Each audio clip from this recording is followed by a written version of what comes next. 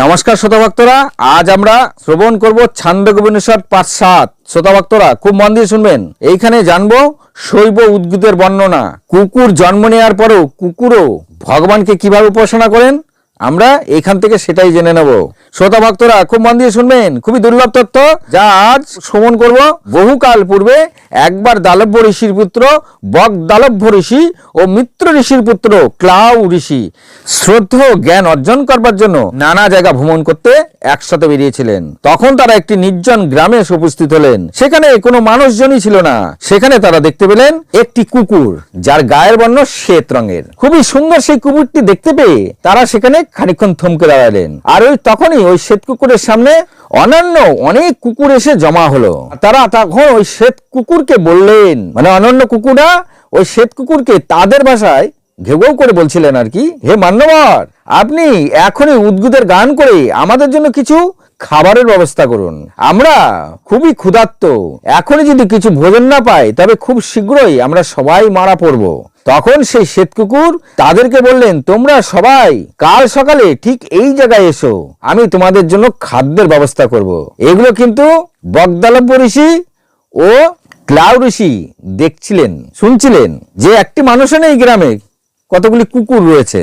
তো ভক্তরা এই রকম কথা শুনে তখন বগদালভ্য ঋষি ও ক্লাউ ঋষি ভীষণ কৌতূহল হলো। তারা ঠিক করলেন তারাও দেখতে চান শ্বেত কুকুরটি কি করে তাদের দলের অন্যান্য কুকুরদের কেমন করে খাদ্য জোগাড় করেন। আর তাই কৌতূহলবশত তারা ওই স্থানে পরদিন অপেক্ষা করতে থাকলেন। এরপরে সঠিক সময়ে ওই স্থানে শ্বেত কুকুর তথা অন্যান্য কুকুররা এসে উপস্থিত হলেন। আশ্চর্য ব্যাপার হলো, শ্বেত কুকুরের কথা মতন সমস্ত কুকুররা একে অপরকে স্পর্শ করে তাদের ভাষায় একসাথে সাম গান শুরু করলেন। তারা 13 প্রকারের যে স্তোক রয়েছে তা তাদের মতন করে একসাথে গানের আকারে হা উ শব্দ করতে থাকলেন। ভক্তরা এই শব্দ ছিল হেম শব্দের ন্যায়, আর এই হেমই হলো প্রজাপতি, যিনি অন্যর স্বামী। আর এইভাবেই তারা একসাথে 13টি শব্দ করে গান করতে থাকলেন, যার মানে ছিল, হে অন্নদাতা, আমরা জল ও খাদ্যের জন্য প্রার্থনা করছি, আপনি এখনই আমাদের জন্য কিছু খাদ্য খাওয়ার ব্যবস্থা করুন। আপনি স্বয়ং প্রকাশ, মনের অভিষ্ট পূরণ করবার দেবতা, আপনি আমাদেরকে কৃপা করুন। আপনি স্বয়ং বরুণ, সমস্ত প্রজা পালন আপনিই করে থাকেন, তাই তো আপনি প্রজাপতি। আর সমস্ত জগতের সৃষ্টি করেন বলে আপনি হলেন স্বয়ং সবিতা। এতএব আমাদের জন্য আপনি দয়া করে অন্নের ব্যবস্থা করুন। হে অন্নদাতা, দয়া করে আমাদের জন্য কিছু অন্নের ব্যবস্থা করুন। এইভাবে যখন কুকুরগুলি প্রার্থনা করছিলেন, আর তা দূর থেকে বগদালভ্য ঋষি ও ক্লাউ ঋষি সবই দেখছিলেন। তো ভক্তরা মন দিয়ে এখানে একটা কথা শুনুন, খুবই রহস্যে, আর সবকিছু কেমন খোলসা করে দিয়েছে। আমরা আজকে এর থেকে কত দূরে। তারা যে 13 প্রকারের স্তোক উচ্চারণ করছিলেন তা আজ আমরা শ্রবণ করব। আসলে এই স্তোক কি ভক্তরা? হাউ শব্দ মানুষের বাচক, আর হাই শব্দ বায়ুলোকে প্রবেশ করে, অথ শব্দ চন্দ্রলোকে প্রবেশ করে, এ শব্দ আত্মায় প্রবেশ করে, ই শব্দ অগ্নিলোকে প্রবেশ করে, উ শব্দ সূর্যলোকে প্রবেশ করে, এ শব্দ হলো আবাহন করা, আর অহৈ শব্দ হলো বিষণ্ণ শব্দ, হেম শব্দ হলো স্বয়ং প্রজাপতি, স্বর শব্দ হলো প্রাণ স্বরূপ, এ শব্দ হলো অন্যকে প্রসন্ন করা, অন্তর্রূপ হলো এই শব্দ, আর বাক শব্দ হলো বিরাট রূপ, আর এই সর্বশেষ হলো ও। এই ও শব্দ হলো সমস্ত কিছুতে বর্ণাতীত হয়ে আছে, আর তাই ও শব্দ স্বয়ং দেবতা। হাউ শব্দ হলো মানুষের বাচক, আর হাই শব্দ বায়ুলোকে প্রবেশ করে। অর্থাৎ এই যে 13টি স্তোক রয়েছে, এই প্রত্যেকটি স্তোকই কোনো না কোনো লোকে প্রবেশ করে যাচ্ছে।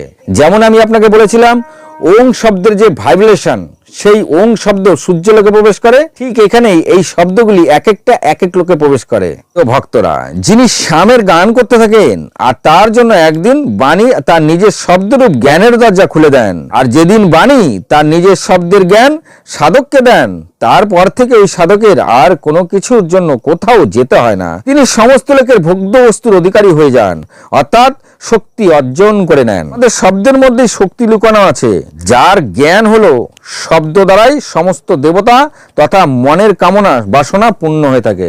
হু is can be known by words, who is taking can be understood by the words, by words, mantra, tantra, hymns are sense by words we invoke God. কান্তি সহ শব্দেহ জ্ঞানম শক্কয়তে কহ জলপতি ইতি বচনেন অবগন্তু শক্কয়তে বচনেন মন্ত্রতন্ত্র শ্রেয়ানি ব্যানেন প্রসন্তে ব্যান ঈশ্বরম আবহানাম। তো ভক্তরা তুমি জেনে নেব সাধুদের দৃষ্টিতে উপাসনা কি।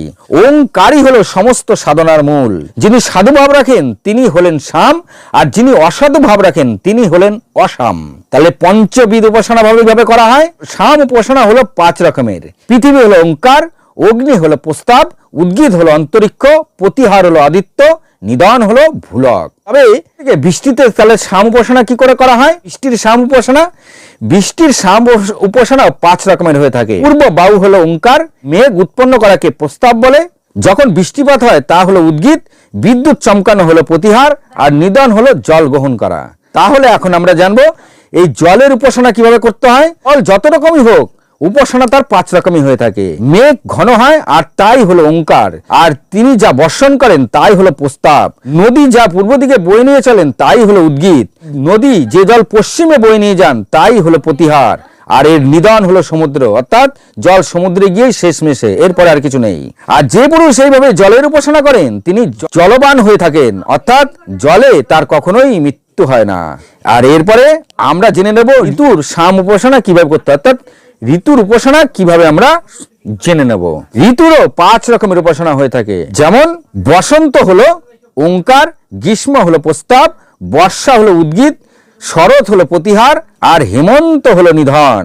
আর যে পুরুষ ঋতুর উপাসনা করেন তিনি নিজের ইচ্ছায় ঋতু পরিবর্তন করাতে পারেন, আর তিনি হন ঋতুবান, যাকে ঋতু সমস্ত ভোগ দিয়েই থাকেন। আর এরপরেই আমরা জানবো পশুর উপাসনা কি করে করা হয়। তো পশুর উপাসনাও 5 রকমের হয়ে থাকে। ছাগল হলো ওঙ্কার, ভেড়া হলো প্রস্তাব, গরু হলো উদ্গীত, ঘোড়া হলো প্রতিহার, আর পুরুষ হলো নিধন। অর্থাৎ যে পুরুষ একবার এইভাবে পশুর উপাসনা করেন তিনি পশুমান হয়ে থাকেন, আর যে কোনো পশুকেই নিজেকে পরিবর্তন করাতে পারেন। যারা এই যে উপাসনাগুলি বললাম এই রকম ভাবে যারা উপাসনা করেন আর এদেরকে যারা জেনে যান তারা ইচ্ছা করলেই পশুর রূপ নিতে পারেন, জলের আকার নিতে পারেন, যে কোনো জলের মধ্যে তারা প্রবেশ করে যেতে পারেন, যে কোনো খাদ্য খাবার তারা পেতে পারেন। এই উপাসনাগুলি প্রত্যেকটাই 5 রকমের হয়ে রয়েছে। তো সমস্ত উপাসনার মূলই কিন্তু ওঙ্কারে গিয়ে রয়েছে, অর্থাৎ ওঙ্কার থেকে সৃষ্টি হলো, এরপরে একে একে উপাসনা শুরু হলো। ভক্তরা আজ এই পর্যন্তই। এরপরে আমরা আরো গভীর রহস্যের মধ্যে প্রবেশ করব। শেষের দিকে আপনারা বুঝতে পারবেন যে আমরা যে যত রকম শব্দ ব্যবহার করি, বিদেশি লোকরা যে শব্দই ব্যবহার করুক, গরুরা যে শব্দই ব্যবহার করুক, পোকামাকড়রা যে শব্দই ব্যবহার করুক, হাওয়ার শব্দ, জলের শব্দ, মেঘের শব্দ, মানুষের শব্দ, মন্ত্র, তন্ত্র, যন্ত্র, যার যত শব্দ আছে এই শব্দগুলির সম্বন্ধে আমরা জ্ঞান অর্জন করব। ভালো লাগলে লাইক দেবেন। ভালো থাকুন, সুস্থ থাকুন, নমস্কার।